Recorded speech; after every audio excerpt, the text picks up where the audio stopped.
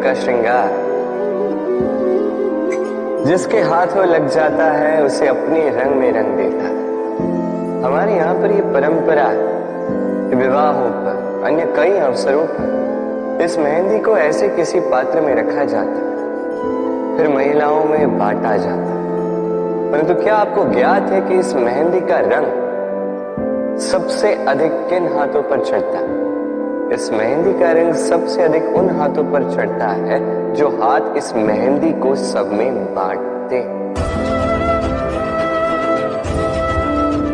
प्रेम, प्रसन्नता, आनंद, ये भी मेहंदी की भांति ही है। जितना दूसरों में बांटोगे उतना ही स्वयं पर चढ़ेगा। तो यदि आप जीवन में प्रसन्नता पाना चाहते हैं तो अपनी प्रसन्नता को पहले सब में बांटना सीखें। जैसे ये हाथ इस मेहंदी को सब में बांट रहे थे। अपना सुख, अपना वैभव, अपना प्रेम सब में बांटते रहिए। आपके जीवन में आपको कभी इसकी कमी नहीं होगी। राधे राधे। प्रेम, हम सभी प्रेम करते हैं, प्रेम पाने का प्रयास करते हैं, और कई सारे लोग ऐसे भी होते हैं जो प्रेम प्राप्त कर भी लेते हैं, किंतु वहां से प्रारंभ होता है एक नया अध्याय। अचानक से दोनों प्रेमियों को कुछ अनुचित सा प्रतीत होता है। अचानक से दोनों अपने अपने अस्तित्व को लेके असुरक्षित हो जाते। अब ऐसे में क्या किया जाए? देखिए, ये है हल्दी,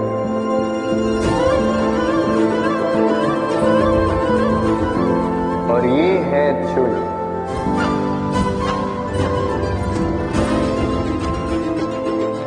अब इसे देखिए, जब चूना और हल्दी साथ में मिलाया गया तो उन्होंने अपना अपना रंग त्याग दिया, एक नया ही रंग बना।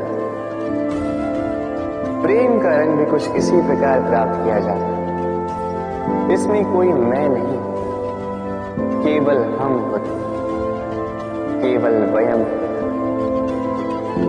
इसलिए त्याग दीजिए स्वयं के अस्तित्व को और वयम से नाता जोड़ दीजिए। फिर देखिए आपका ये प्रेम आपको कहां कहां ले जाए।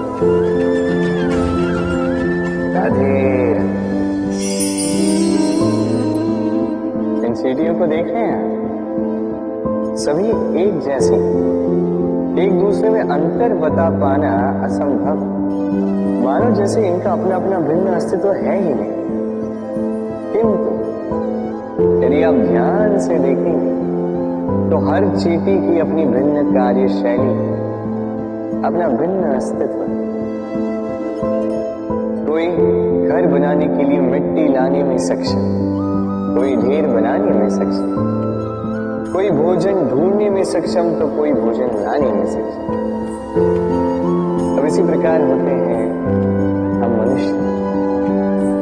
प्रतीत हो सकता है कि सभी एक से, किंतु प्रत्येक व्यक्ति का व्यक्तित्व, प्रत्येक व्यक्ति का अस्तित्व भिन्न है। और सत्य कहा जाए तो हर एक व्यक्ति का भिन्न होना ही हमें प्रगति की ओर ले जाता है। सोचिए, यदि आपको किसी के साथ हाथ मिलाकर चलना तो आपको आपके सीधे हाथ से उसका उल्टा हाथ पकड़कर आगे चलना होता है। यही नियम है जो इस सृष्टि ने बनाए। भिन्नता, इस भिन्नता को वरदान मानकर चलिए, इसमें कोई बुराई नहीं। राधे। जीवन, हमारा ये जीवन सुख और दुख, इनका मिश्रण, इनके संयोग से, इनके संतुलन से साधा है। अभी सुख एक ऐसा आभास है जिसे सभी ढूंढ रहे हैं। दुख एक ऐसा अनुभव जो सबके पास है। हर एक के जीवन में सुख और दुख आते रहेंगे, जाते रहेंगे, ये अवश्य जीवन में रहते ही। किंतु सफलता ये हर एक के जीवन में नहीं आती। क्या? क्योंकि ये सफलता सुख या दुख से प्राप्त नहीं होती। सफलता प्राप्त होती है स्वयं पर विश्वास करने से।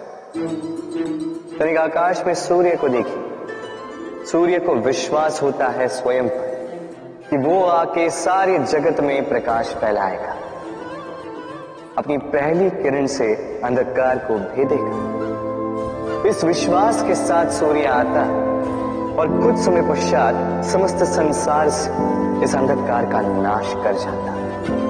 तो स्मरण रखिएगा, ये सुख का आभास, ये दुख का अनुभव, ये आता रहेगा, जाता रहेगा। बस स्वयं पर विश्वास बनाए रखिए, फिर देखिए ये सफलता आपकी दासी होगी। राधे राधे। इस वृक्ष को देख रहे हैं आप, कितना अडिग है। दिन भर धूप में खड़ा रहता है, नीचे बैठने वाले को छाया देता। अब जैसे जैसे समय बीतता है, वैसे वैसे इस वृक्ष की टहनियों पर पत्तों के साथ साथ फूल खिलने लगते हैं, जो फूल बाद में फल बन जाते हैं। अब समय के साथ साथ जब ऋतु बदलता है, तो ये फल तोड़े जाते हैं, कुछ फल गिर जाते हैं।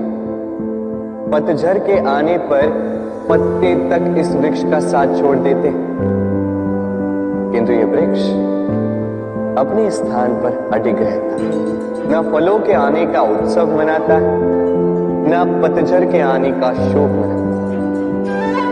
और इसीलिए हम इस वृक्ष की पूजा करते हैं, क्योंकि ये वृक्ष अपने स्थान पर अडिग रहता है। इसी प्रकार सुख और दुख हमारे जीवन का अभिन्न अंग है।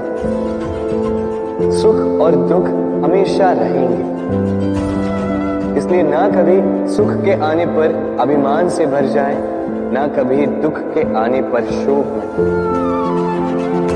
क्योंकि सुख और दुख समय रूपी, जीवन रूपी वृक्ष के फल हैं। ये आते रहेंगे, जाते रहेंगे, किंतु सुख और दुख में जो व्यक्ति अडिग रहेगा, वही पूजनीय होगा। राधे राधे। समाज, हम इस समाज में रहते हैं और अक्सर एक महत्वपूर्ण बात भूल जाते हैं। ये समाज हम ही तो मिलकर बनाते हैं। सारा समय व्यतीत करते हैं ये सोचने में कि ये समाज क्या सोचेगा, मुझे क्या करना चाहिए, मुझे क्या सोचना चाहिए, क्या पहनना चाहिए, क्या अनुचित होगा, क्या उचित होगा। यदि मैं ये करूं तो उन चार लोगों को ये तो नहीं लगेगा कि मैं बुरा हूं, जबकि मैं नहीं। भय उत्पन्न हो जाता है इन चार लोगों के कारण।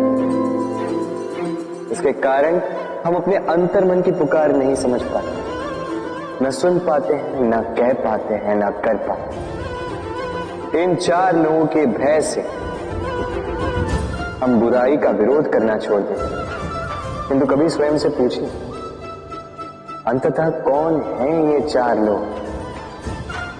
संसार में प्रत्येक व्यक्ति का अपना अपना भिन्न भिन्न व्यक्तित्व है, अपनी अपनी विचारधारा है। तो यदि आप ये सोचते हैं कि आप सभी को प्रसन्न रख पाएंगे, तो आपसे बहुत बड़ी भूल हो रही है। जीवन में कर्म वो करो जिससे आपका अंतरात्मा संतुष्ट हो जाए, और अंतरात्मा संतुष्ट केवल तभी होगा जब आपके कर्म शुभ हों। तो अपने मन की पुकार सुनकर इस संसार में शुभ कर्म कीजिए, तभी इस संसार के योगदान में आप सार्थक बनेंगे। राधे।